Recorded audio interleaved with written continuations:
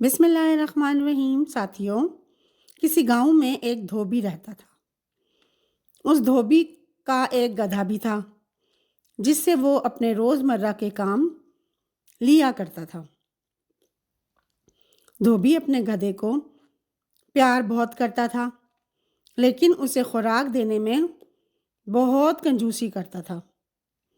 بیچارہ گدھا اتنا کمزور ہو گیا تھا کہ گھر لوٹتے وقت بیچ جنگل میں بوجھ کی وجہ سے لڑکھڑا کے گر پڑا۔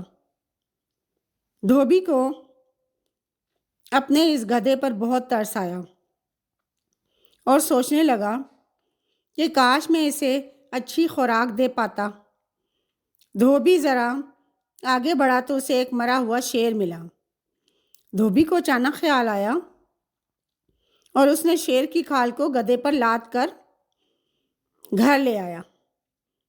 شیر کی کھال کو دھوبی نے اپنے گدھے کو پہنا دی اور اس کا بھیس بدل دیا۔ اب دھوبی نے اپنے گدھے کو کھیتوں میں چھوڑ دیا۔ کسانوں نے شیر کو دیکھا تو خوف سے بھاگ گئے اور گدھا بے خوفی سے چرتا رہا۔ صبح ہوئی، دھوبی اس گدھے کو گھر لے آیا۔ کئی دن یہ سلسلہ چلتا رہا۔ گدھا اب موٹا ہو گیا تھا۔ وہاں کسان فصلوں کے نقصان کو دیکھ کر پریشان تھے۔ انہوں نے چھپ کر انوکھے شیر کو دیکھا جو گوشت کھانے کے بجائے گھاس کھاتا تھا۔ اسی اثنا میں گدھے نے ڈھینچکو ڈھینچکو کی آواز نکالی۔ کسان چونک گئے۔ اچھا، تو اب بیوقوف بن رہے تھے ہم، یہ شیر کی کھال میں گدھا ہے۔ تمام کسانوں نے مل کر گدھے کو پکڑ کر بہت مارا اور اس کا کام تمام کر دیا۔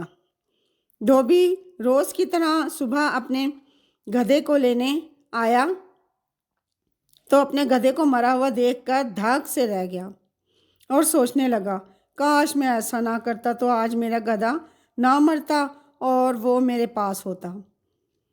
دھوبی افسوس سے ہاتھ ملتا رہا اور چپ سادے رہا، اور کر بھی کیا کر سکتا تھا۔